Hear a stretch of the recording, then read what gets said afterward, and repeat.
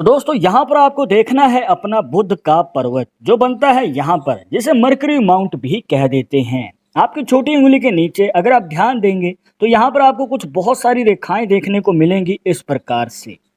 तो इन रेखाओं के पीछे ही छुपा है आपकी शादी में आने वाली बाधा का संकेत।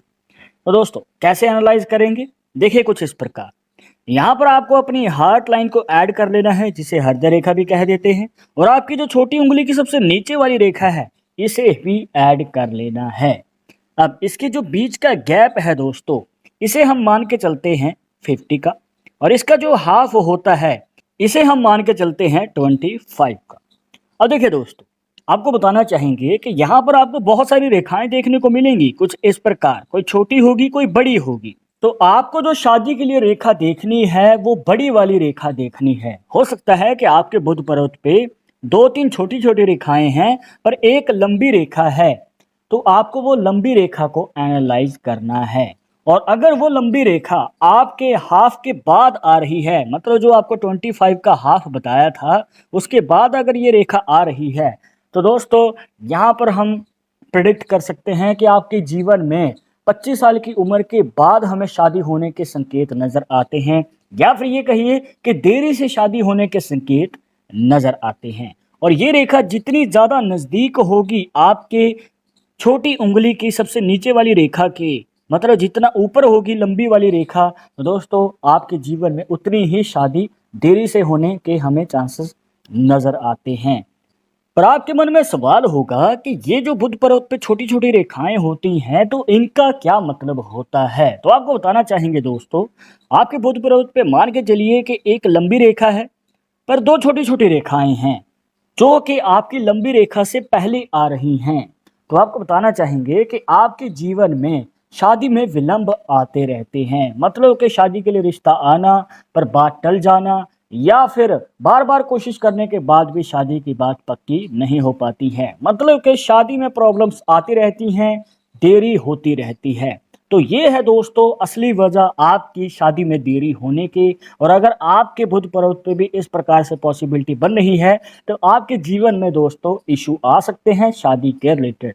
अब ये तो बात हो गई कि अगर ये रेखाएं से पहले आ रही हैं, मतलब कि जो छोटी छोटी रेखाएं हैं वो लंबी रेखा से पहले हैं।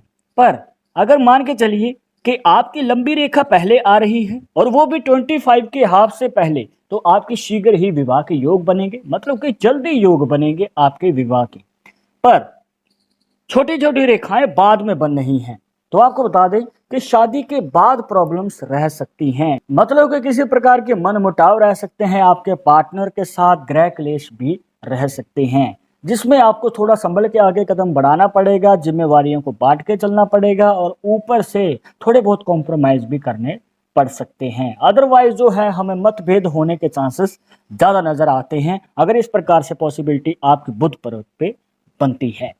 और अगर हम इस बुध पर्वत के अकॉर्डिंग देखें तो यहाँ पर आपको नजर आ रहा होगा कि एक छोटी रेखा है, एक लंबी रेखा है, और दो बीच में छोटी छोटी रेखाएं और बन रही हैं। तो इसका क्या मतलब होता है, हो सकता है कि आपके बुध पर्वत पे भी इनमें से कोई रेखा इस प्रकार से बन रही हो। तो आपको बता दें कि यहाँ पर जो है इनकी शादी में देरी होने के चांसेस हमें ज़्यादा नजर आ रहे हैं, क्योंकि लंबी रेखा बाद में बन रही है तो शादी में देरी तो होगी, और ऊपर से यहाँ पर हमें शादी के रिलेटेड दिक्कतें भी नजर आ जाती हैं, क्योंकि छोटी छोटी रेखाएं हैं जो इस प्रकार से लंबी रेखा से पहले बन रही हैं, जो कि यहाँ पर शादी में दिक्कतों का हमें संकेत दिखाती हैं। पर अब जरूरी नहीं है दोस्तों कि शादी होनी है तो रिश्ता होने में कोई प्रॉब्लम हो रही है। हो सकता है कि आप कोई स्टडी कर रही हैं, या फिर आप जॉब कर रही हैं, या फिर आप अपने करियर को पहले बनाना चाहते हैं फिर शादी के लिए आगे कदम बढ़ाना चाहते हैं, तो भी इस प्रकार से पॉसिबिलिटी हमें देखने को मिल सकती है। कहने का भाव ये है कि अगर बड़ी रेखा बाद में बन रही है तो आपके जीवन में शादी में दिक्कत हो सकती है, या फिर देरी से आपकी शादी होगी। पर मान के चलिए कि आपके बुध पर्वत पे सिर्फ एक ही रेखा है इस प्रकार से, और वो रेखा इस प्रकार से नीचे की ओर झुकी हुई भी है, मतलब कि आपके हार्ट लाइन की ओर। तो आपको बताना चाहेंगे दोस्तों, ये एक शुभ संकेत माना जाता है उन लोगों के लिए जो शीघ्र विवाह करना चाहते हैं और एक हैप्पी मैरिड लाइफ चाहते हैं। मतलब कि इनके जीवन में जल्द ही शादी का योग भी बनता है और ऊपर से शादी के बाद जो है इनका जीवन में सुख बने रहते हैं। मतलब कि पार्टनर के साथ बॉन्डिंग अच्छी रहती है। आगे चलकर इनको पार्टनर का सपोर्ट भी मिलता है अगर ये कोई कार्य करना चाहते हैं और आगे बढ़ना चाहते हैं, तो रिलेशनशिप हमें स्ट्रांग देखने को मिलता है।